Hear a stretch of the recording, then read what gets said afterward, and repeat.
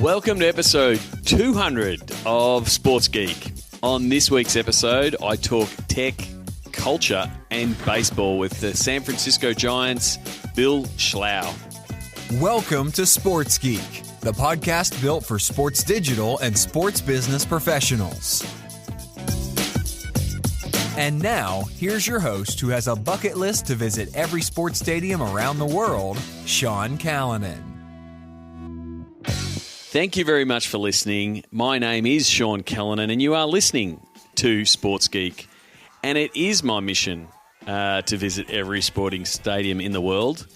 And I was very lucky to celebrate this episode 200. Thank you for those people who have been here since episode 1.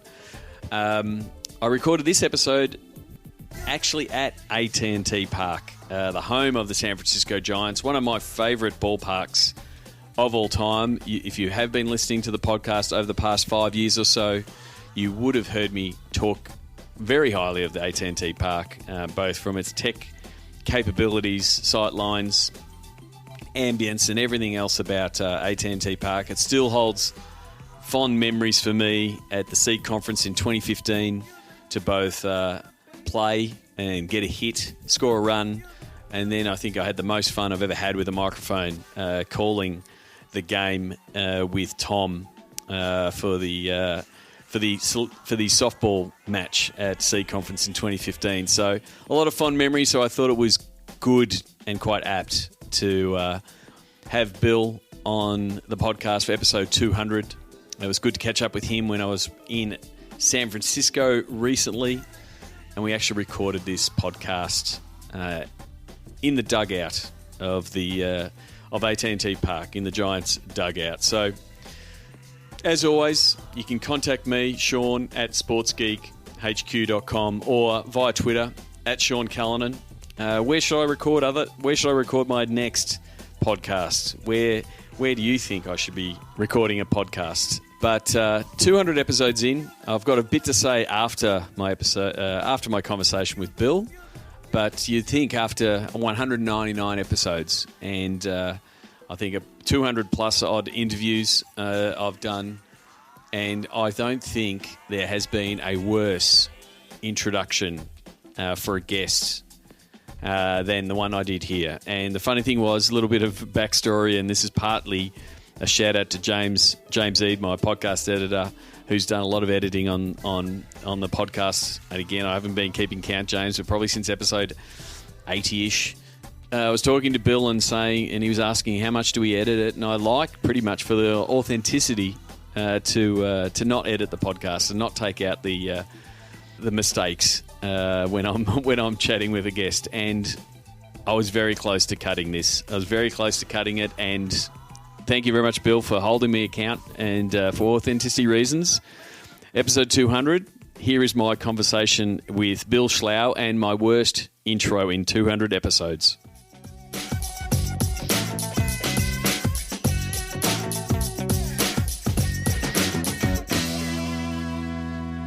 Very happy to be here in sunny San Francisco, sitting in the San Francisco Giants dugout with Senior Vice President and CEO of the San Francisco Giants, Bill Schlough. Time out, Sean. You just promoted me. No, it's good. Did I? But you promoted me to CEO. I'm okay with that, but you're going to have to talk to my boss. All right, yes, okay, exactly, yeah.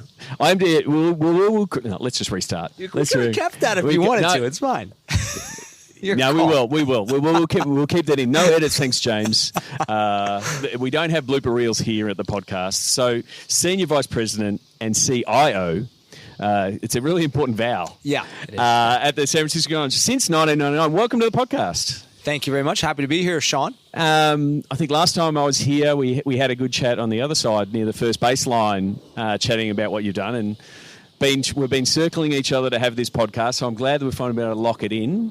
I always ask people when they, there's an opening question to give us your sports biz background.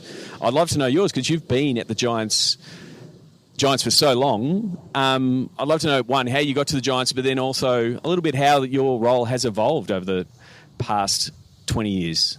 Okay, sure thing. Yeah, this is my 20th season with the Giants, so it probably sounds like a long time to some people, but here at the Giants, I'm still, like on the executive team, I'm not a rookie, but there's a lot of people who've been here a lot longer than I have. Yeah. I passed a guy in the hall earlier today, Mike Murphy, who joined us when the club came west in 1958. This is his 61st season with the Giants, our clubhouse manager, Mike Murphy. So I got a ways to go to catch up with him. Yeah.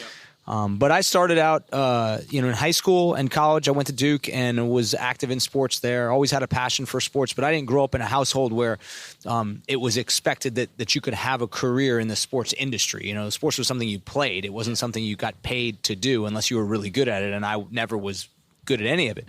But coming out of Duke, I just figured those days were behind me.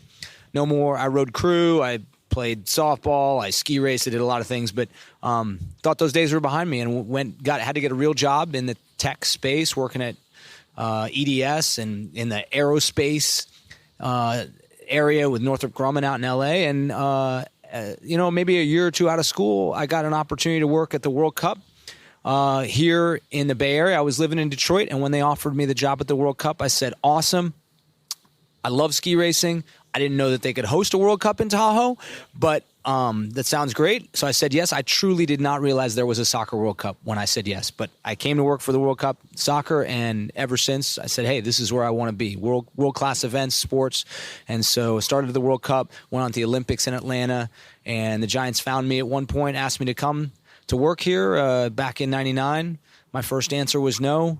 I'm a lifelong A's fan, but I learned quickly that you can play both sides of the Bay. That's not a real rivalry. We have a rivalry with the Dodgers, not necessarily with the A's, and so been here ever since. And best decision I've ever made. And so and I think I've said this multiple times on the podcast, and I'll say it while you're here. I love this place, AT&T Park. It's all the views. It's a tremendous place to watch ball. But as a sports geek, it's awesome from a technology point of view. And I do understand that the internet in Australia is terribly slow. And I joke that the Wi-Fi you've got rolled out here is better than my house. But you guys were so early on that tech rollout and providing things like Wi-Fi to fans. And I remember the early days of going to, Seat in 2010, 2011 and the struggles, and people were discussing, how do we do it? Who pays for it? Why do we do it? And you guys were so ahead of that. You want to take us back to those decisions and rolling, all the infrastructure for fans at AT&T? Sure, happy to. And when I think back, when we were building this ballpark, there were three key technologies I was involved in. So when I was hired here, they created the position of CIO. Yep. And to my knowledge, there wasn't one at any sports organization back then. But because of geographically where we are and the fact we were moving from Candlestick, building this new ballpark in downtown San Francisco, there was an expectation that technology would play a big role in that. Yep. And it's fun to think back and think of how innovative things seemed way back when. I was just talking to somebody about this earlier today. We provided 6 voice and 6 data jacks in every suite when we opened here, and we provided free high-speed dial-up to anyone who wanted to plug in when we opened the park back then. So crazy to think. Another thing we innovated at when we first opened was we were the first baseball team that we know of to move from VHS tapes to digital video. And digital video back then was not stored on hard drives. It was readable and writable CDs and DVDs that we used for video. And we'd instead of giving the players a VHS tape to take home with them, we'd give them a DVD, which was really innovative back then. And then the other one was on the ticketing front, which is really where, Russ Stanley, who runs ticketing for us, has been an innovator for so many years. But before StubHub existed, building this park, we can vividly remember, the team went out to Baltimore because Camden Yards was a great example that we looked to as an innovative park, and went out there and said, okay,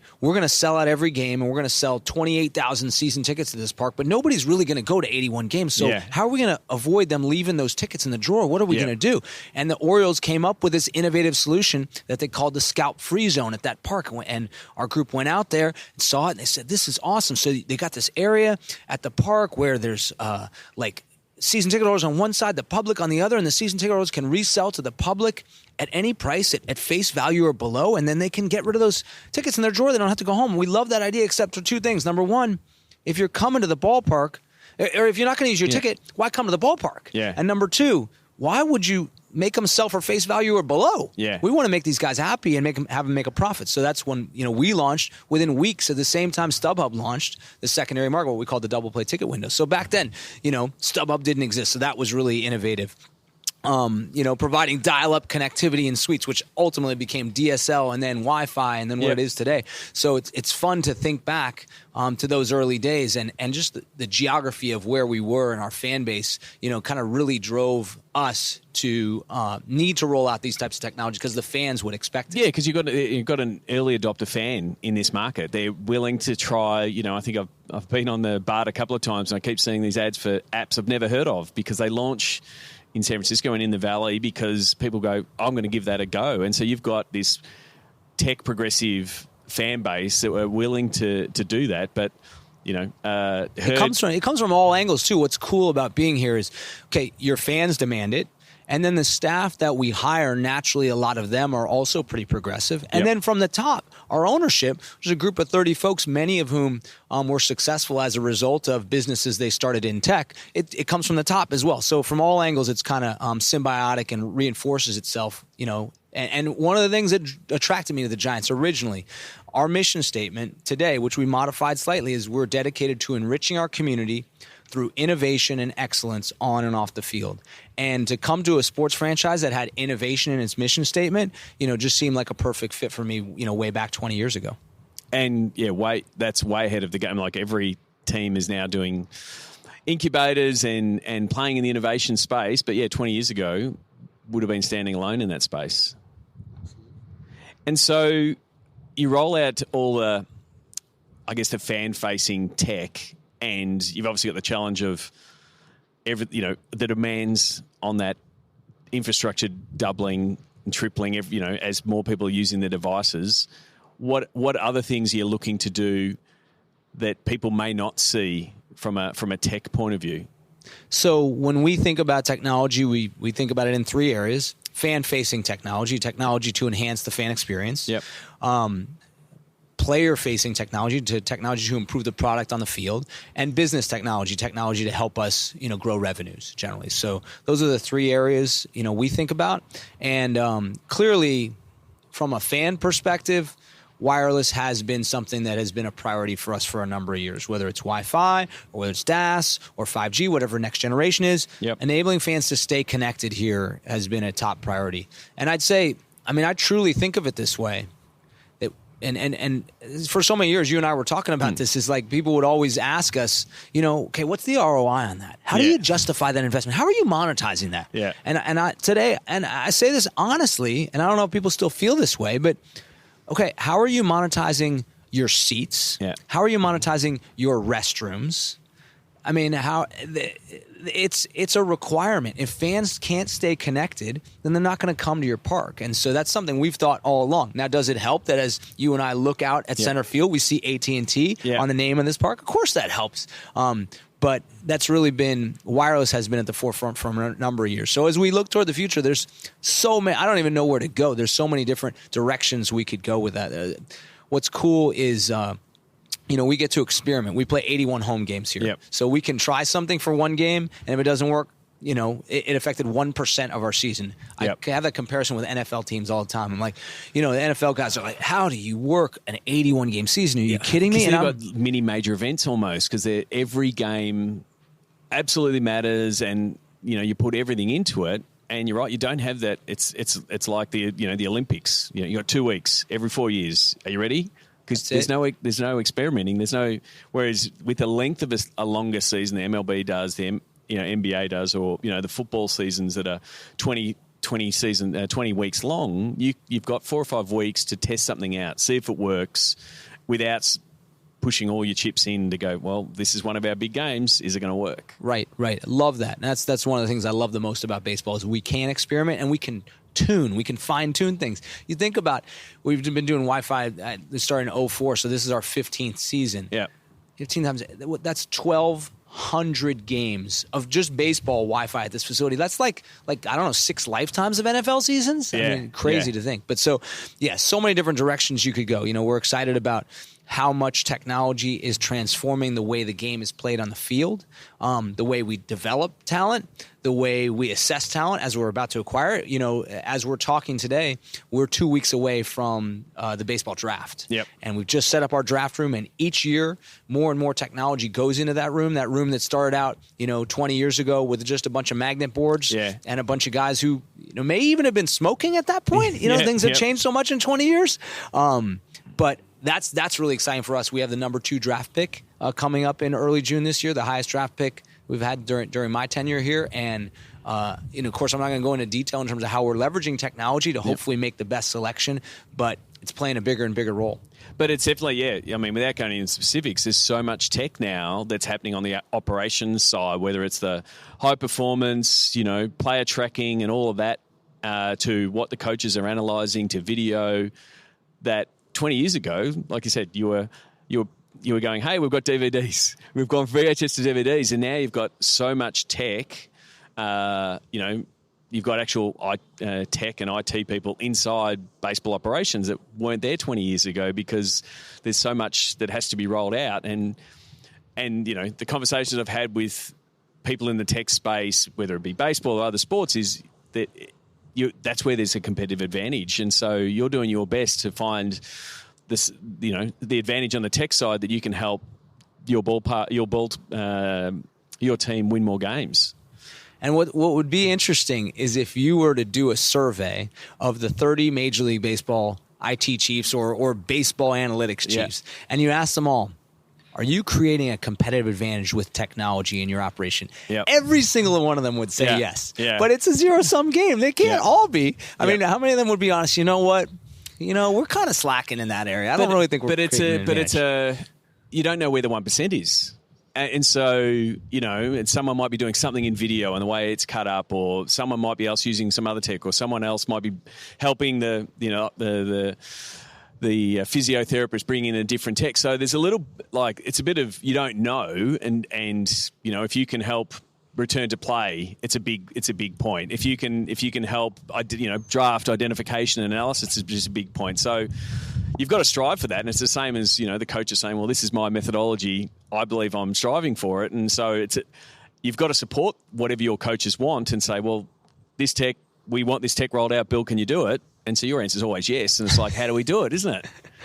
It is definitely, you're not going to be in this job long if you're in the no business, for sure. But, I think it is really, it's really fun to be in that space. And what's the value of another win? What's the impact if we're able to leverage technology to generate another win? There's a business value to another win. If we go to the postseason, that has a significant financial return for the organization. But ultimately, when I said our mission statement doesn't talk about profits. Yep. Honestly, it doesn't even talk about winning championships. It talks about enriching our community. But winning championships definitely does enrich the community. And, our ownership, while we're in multiple businesses at the Giants, we're in the baseball business, we're in the broadcast business, and the retail development business are our 3 primary businesses. But ultimately, our 30 owners, and that's been a continuous group in the 20 years I've been here, they're here to win championships. Yep. We've done it 3 times. We came really, really close to a 4th way back in 2002 that was painfully snatched from our grasp. Yep. But we're here to win championships, and if we can leverage technology to give us a tiny little edge, give us another win, it's worth the investment for sure. I want to ask you about another role that you have. You're also chairman of the board for the San Jose Giants, and you've done that since 2012. What does that role entail for you? So, I always thought when I started here at the Giants way back in 1999, if you're a doctor or a lawyer, you take a job and you're like, okay, I'm going to do this for 40 years. I'm a doctor for 40 years. 40 years later, I'm a doctor. Okay, so my title is CIO in 1999. It's now 2018. My title is CIO. Yep. Well, that kind of sucks. I mean, did I even grow at all? I mean, am I going to retire in the same job I had when I was 29 years old? That's kind of weak. But the cool thing about being at the Giants, and the thing I love about this organization and my boss, Larry Baer, our CEO, who's been with us, close to 30 years, is that he enables and expects all of us to go beyond our standard job description and expand. Even if our title may not change, he expects us to impact the business and get involved in areas outside of the typical definition of the title. And at one point, 6 years ago or so, our CEO left suddenly from the San Jose Giants, and we had a over 50% ownership stake down there, and that was a recent acquisition for us, and the decision was made. We want to bring somebody from San Francisco down there to help kind of connect our organizations and facilitate knowledge sharing and blend our cultures that way. And so I had the opportunity to do it. Went down, took a leave from my job as CIO for several months and served as CEO down there. And once that was complete, found a new CEO. And it was an interesting process hiring a CEO down there. You would think CEO of a minor league baseball team, what kind of candidates are you going to get? You're going to get a bunch of baseball types. But no, we had here in the Valley, we had all these successful tech executives who wanted to be a CEO of a minor league baseball team so they could take their innovative, creative ideas and apply them in minor league baseball. So we had a wealth of great candidates. We hired a guy named Dan Oram down there to be CEO, and so I've served as chairman down there since. So I spend a fair bit of time in San Jose, try to ensure that we stay connected between our organizations. Ultimately, down in San Jose, our priorities are very different from what they are up here. Down there, it's all about providing a fun, affordable family entertainment experience and developing the talent that we have, developing our players. So in terms of the overlap between a CIO versus a chairman, am I doing a lot of tech stuff down there? I'm actually not. It's just kind of allowing me to grow through a different type of role. And I think you've touched on it a couple of times, both on the length of your tenure and the length of a lot of people tenure here at the Giants, and you sort of touched on there about extending that culture down to San Jose and saying, well, this is the Giants way. We want you to feel part of that, but then have that culture extend. Can you talk a little bit about what's so special about the Giants culture? Yeah, it's definitely it's like a family, but a family that is not. Somebody said I did a panel presentation before the game on Saturday, and somebody said, you know what was the best about that? It was me and 5 other executives, and I was emceeing. They're like, you guys like each other. You guys are friends, and like the camaraderie you guys had. You're 5 different executives covering different groups, and you could tell you guys are close. And I'm like, well, we're not really friends. This is more family, to be honest, because we have our fights here and there.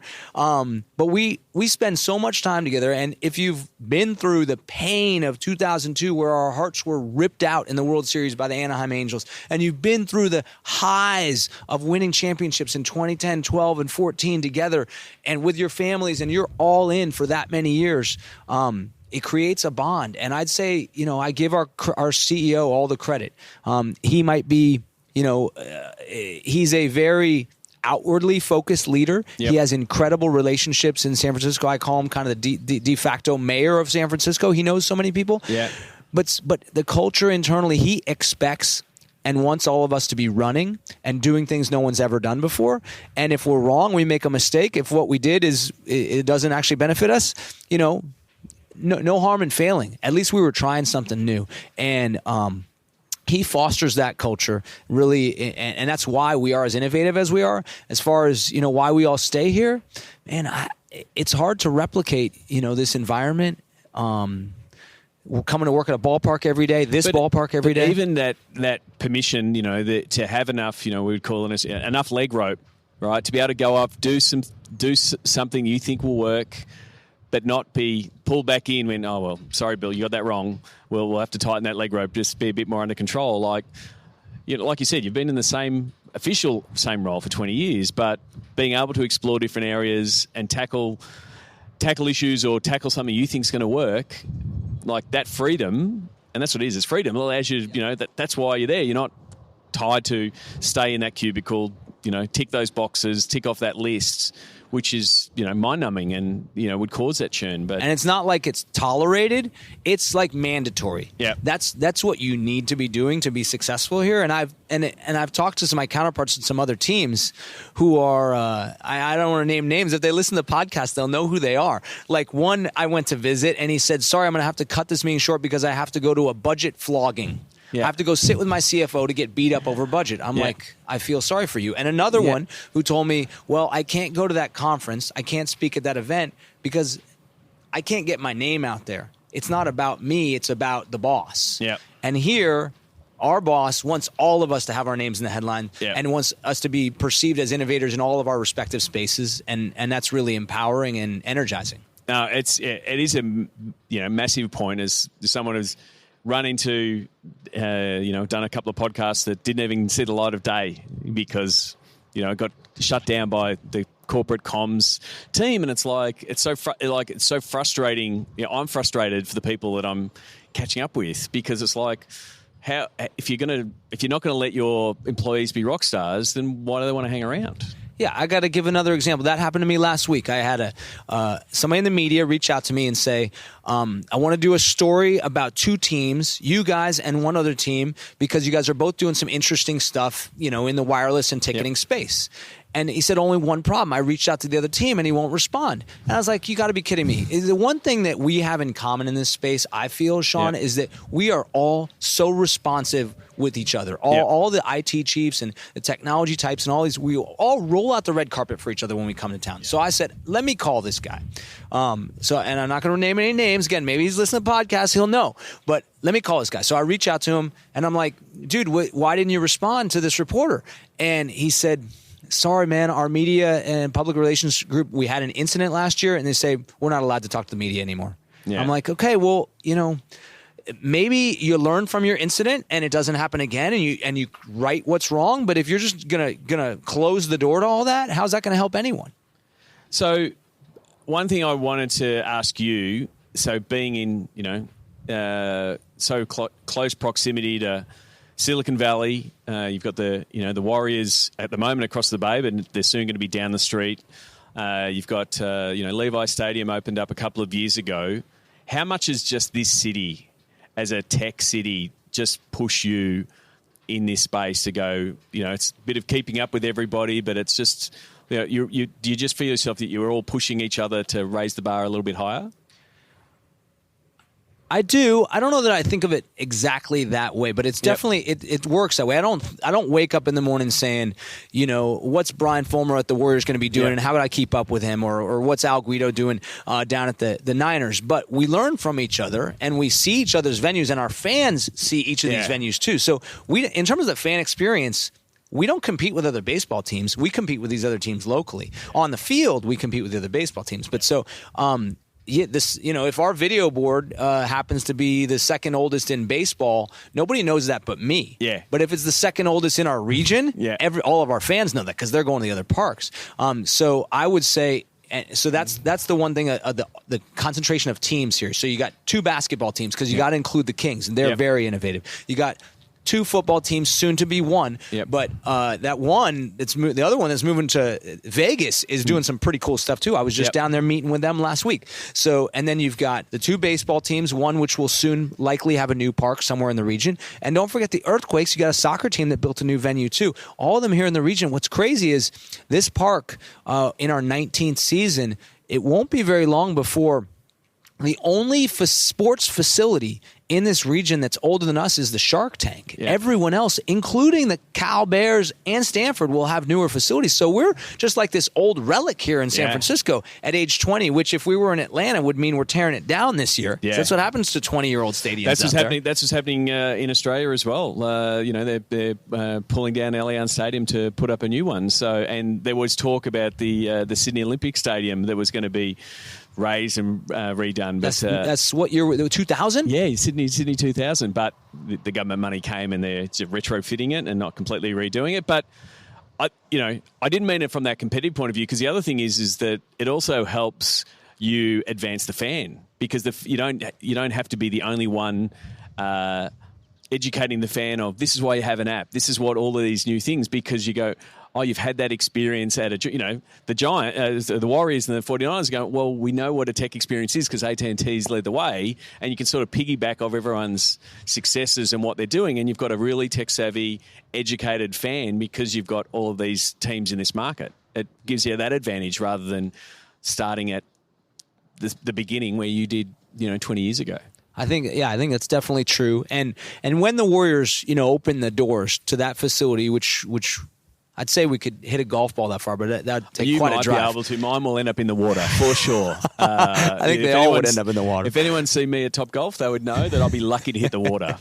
But it is not far away. We can walk there from here. When that place opens, I don't think there's going to be anything we're doing here that is more innovative than them. I mean, with $1 billion+ capital budget. But the cool thing is we're going to learn from them.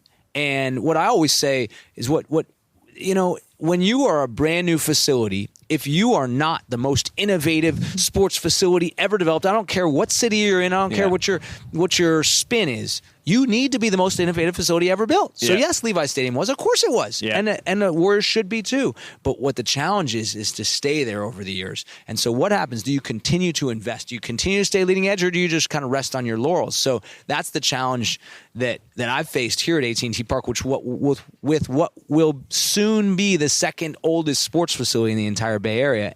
But the other facilities, the other teams kind of help us stay on the leading edge. Well, thank you very much. I want to finish with the Sports Geek Closing 5. Do you remember the first sports event you ever attended?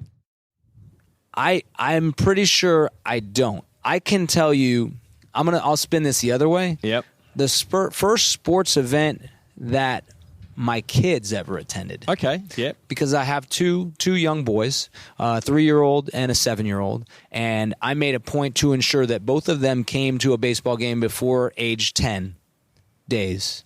10 days. Before age 10 days. So, and I'm a geek. You're a sports geek. I'm just a straight up geek. So I keep a spreadsheet that tracks every game, whether we won or lost, who we played, what stadium they've been at. So For them. Yeah, not for myself. No, I had to go way too back. So my 7-year-old has been to over 200 baseball games. Okay. And my 3-year-old has been to over 80 baseball games at this point. But the first one for each of them was before age 10 days here at AT&T Park. Well, you should maybe you should check out former guest Peter Robert Casey set up My Baseball Passport. That's exactly what that it's there for, to track every single game you've been to. So if you've got it in a spreadsheet, I'm sure I can connect you with Peter, or maybe get an import facility just for you. But it literally is, because in the old days, because we're both old enough to remember it, it was you'd keep the ticket stubs. Right, and that's what a lot of people did, and so that's where Peter's product he started in the baseball space, because baseball people are so avid in knowing I was at that game, and and there was that hit, and I remember that game. So that's a new twist. I remember. I think if I go back, I remember taking my daughter to a Melbourne Tigers game. I don't think it was inside 10 days, but she was pretty young, and I remember doing the leading the Mexican wave. And throwing my daughter in the air, and just watching the faces of all the people on the other side thinking, is he going to catch the baby? And I'm like, I caught the baby. She's fine. She's now 22. No harm done. So it's quite funny. And I now go to the football next to a family, and the girl next to us just had a baby. And she goes, when are you next going to America? I said, why? She goes, you're so loud at the game. I want to bring my baby to the game. I said, yeah, but you do realise your baby was, sitting next to me for the whole time you were pregnant. The baby is used to me yelling at a game. Absolutely. They're very adaptable. It's pretty noisy in the womb also. Yeah. So that was funny. But that's good. And obviously your boys have got a lot of baseball in their future. You would have gone a lot of sports events in your years. Do you have a favourite food memory, or is there a go-to food that you just must have when you're at a ballpark or at a game? Sure. I'll be honest about this, and my staff. This is like if you're on. They don't have Newlywed Game anymore, but the Newlywed Game, you guess one thing, you see if your husband or wife guesses the same thing. So if you did play Newlywed Game with my staff, they would all know the answer to this. Yep. I don't eat. I just don't. I exercise and I eat to live. I don't live to eat. Yep. So my go-to food at any stadium or any travel period is a Cliff Bar. Okay. All answers are valid. What's the first app you open in the morning? The first app I open in the morning. Again, you're going to learn a lot about me through this podcast. Is just. I don't control my life. I have a 3-year-old and a 7-year-old. Yep. Okay. So when I wake up in the morning, It's Daddy, can I have the phone? Yep. And my kids, because it's more. You don't want to hear what a 48-year-old's doing with his phone. You want to hear what the kids are doing with their phone. So what are they watching on YouTube, or is it the Disney Channel? On my phone, it's YouTube. Yep. And it's a lot of Paw Patrol and what's that other one? The stuff I get. If you look at my YouTube, you can tell I look like a 3 to 7-year-old kid. Yeah. But it is YouTube. It's my kids getting on Paw Patrol or whatever their other shows they need to watch. And it's amazing, like how quickly and adaptable they can just pick up their phone and drive it. Right. Again, I remember when my kids were little, they would have to wait for the PC to fire up, but they could click a mouse and zoom around. And now, the kids can pick up a phone, pick up an iPad, and 3 clicks, they're already watching, the next episode of Paw Patrol. It's fascinating considering, us remembering our, Nokia playing Snake and those kind of things. This is the only device they've ever known, like that the internet is available to them all times. And oftentimes this is how they want to consume content, period. I say, you want to watch Paw Patrol on TV or on my phone? They're good on my phone. They don't care the size of the screen. Yeah. And that's definitely changing from a whole sports fan consumer. Like, back in the day, people will never watch. They'll never watch a game on a phone. They'll never watch highlights. Oh, no, they want it on the big screen. And it's like more and more. Yeah. The mobile is eating all the content. And you've got a whole generation of kids who forget second screen. The mobile's the first screen. It totally is. Yeah. Is there someone that you follow, admire, listen to, read, or follow that the Sports Geek podcast listeners should follow as well? My answer to this one, again, it might be a little weird, but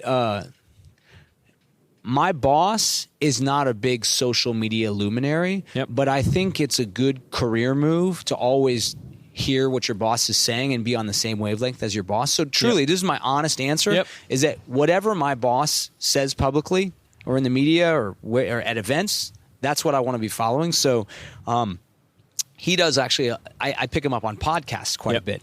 And so I'd say my boss, Larry Baer. Now, you're not going to find him on LinkedIn. He's not on LinkedIn. And I actually did a little study the other day at his request for LinkedIn specifically. He's like, should I be on LinkedIn? Tell me. I'm the CEO of the Giants. Should I be on LinkedIn? Let me think about that. Let me look at the CEOs of every baseball team and every sports franchise here in the Bay Area. Are they on LinkedIn? What percentage, Sean, what percentage of Major League Baseball CEOs do you think are on LinkedIn? So it may be a demographic thing. I'd think potentially there should be more in this part of the world, being more tech, but 20%. 20%, 6 out of 30, correct. Yeah. And I didn't give you that before. This isn't, revisionist history. Yeah. We didn't do a retake on that. It is 20%. But what's interesting also about those 6, and it's 50% in the Bay Area. So if you look at the 8 teams in the Bay Area, 50%. But those 6, almost all of them rose into their job in the last 10 years. My boss has been in his job for 20 to 25 years.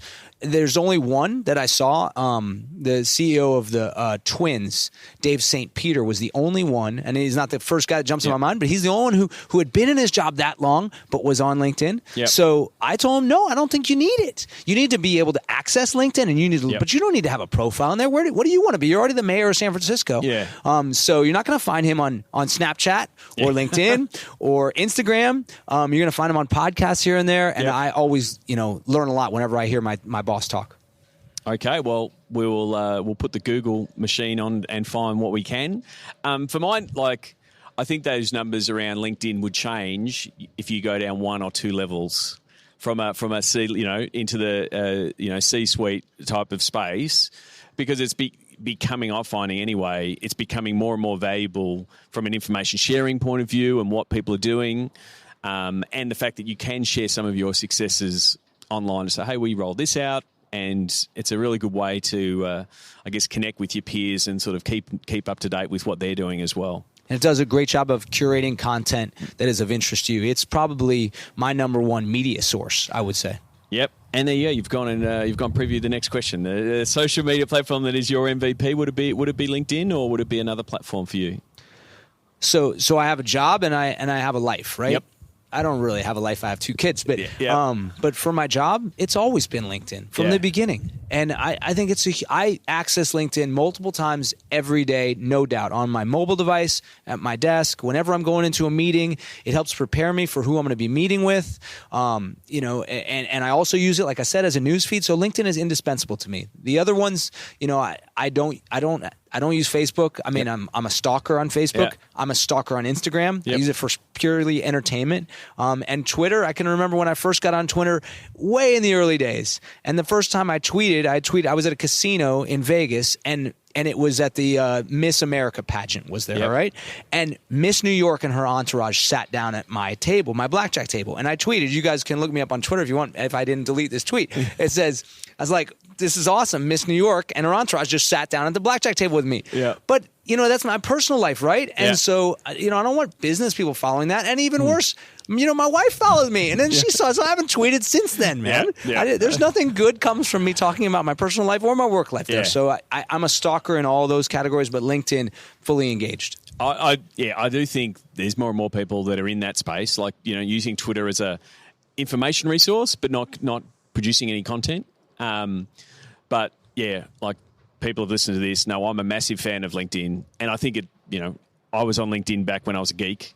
And I was just, I'm too lazy to update my resume. This thing looks good. I'll use that.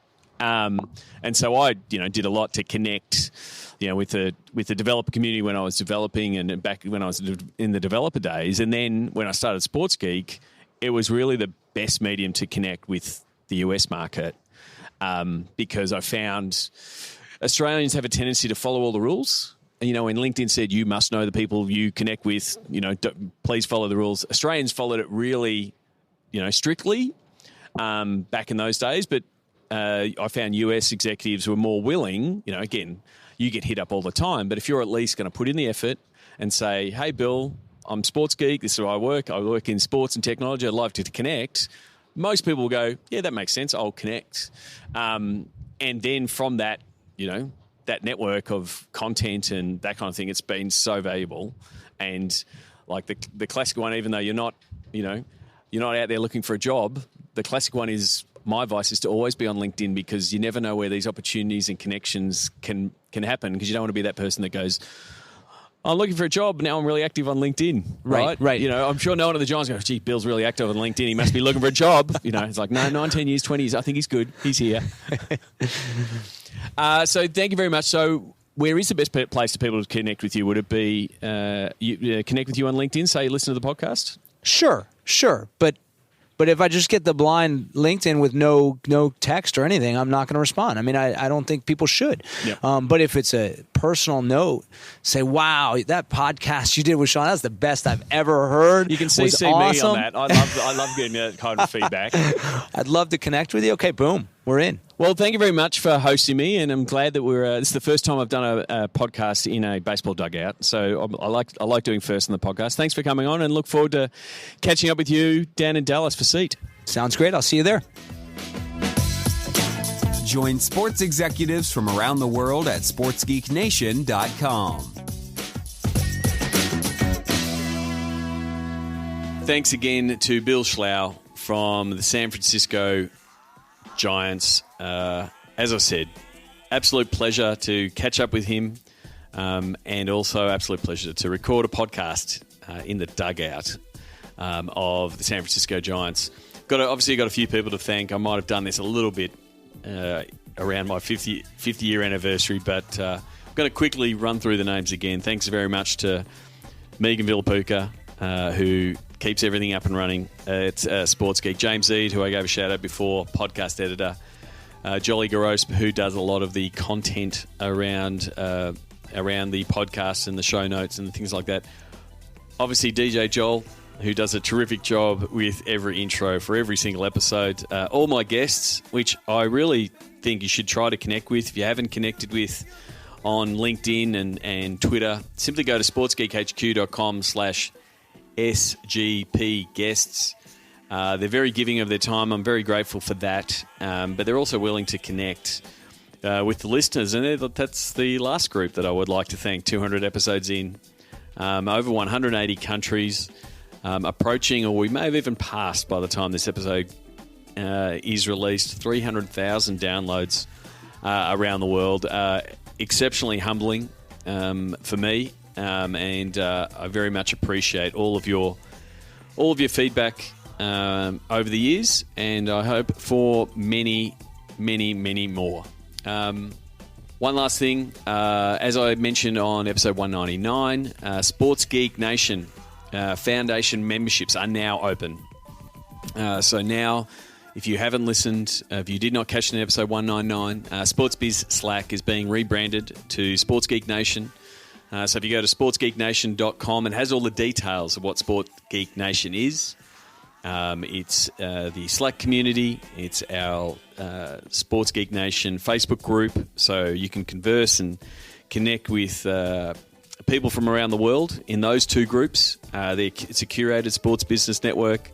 Over the past 2 years, we've been building that out. We recently passed 1,500 members in the Slack community from around the world, talking about digital technology, data, sponsorship. So it's a lot of great people. I love going into the intros channel and finding out what new people are doing, where they're coming from, what they're looking for. So if you're part of that community, please put your hand up, share what you're doing. Don't mind people bragging about what they're doing. Just one of the key things, and if you've heard me talk about it on the podcast before, steal with pride. And I think if more people are sharing what they're doing, it definitely is a case of rising tides lift all boats. So that's been the driver for the Slack community over the past 2 years. Over 30,000 messages. So it shows that people are posting and talking and chatting and sharing in those groups. So I'll be adding some pieces and some premium content to those pieces, including monthly Q&A videos where I'll answer questions that are posed in the Slack and the Facebook groups. There'll also be a monthly email where you can catch up with potential things you may have missed that are happening in the groups in different channels. And as a bonus, I've decided to, for everyone who becomes a Sports Geek Nation Foundation member, you'll also get access to every Sports Geek guide that we produce this year currently, so the Facebook data guide and the Facebook campaigns guide, but then also going forward.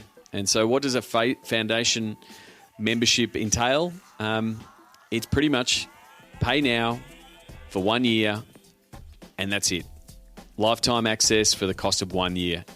And so if you've got some value over the past 2 years being part of the group, or you think you can get value, please, I'd love you to sign up as a foundation member. I'm very humbled by the amount of people that are using the communities that have been developed in there.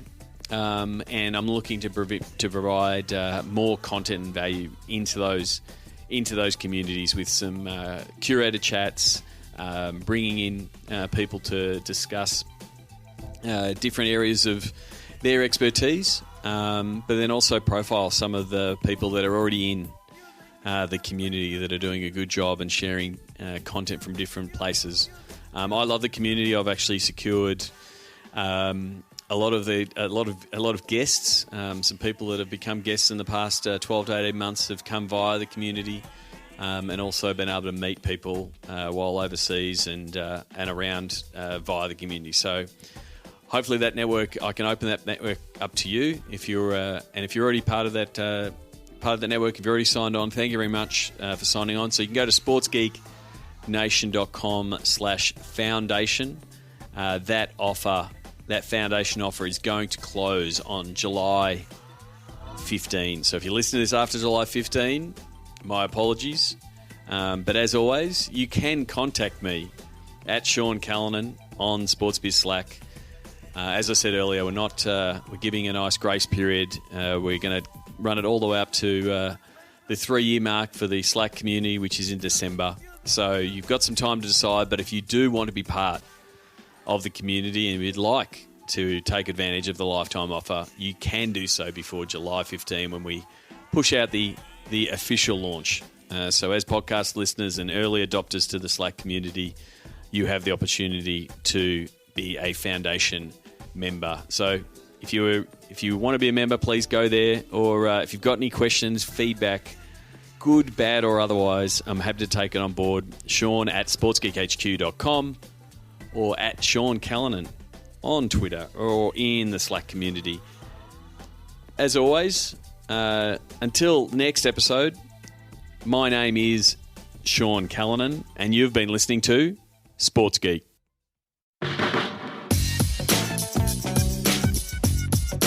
Foundation pricing available for a short time at sportsgeeknation.com.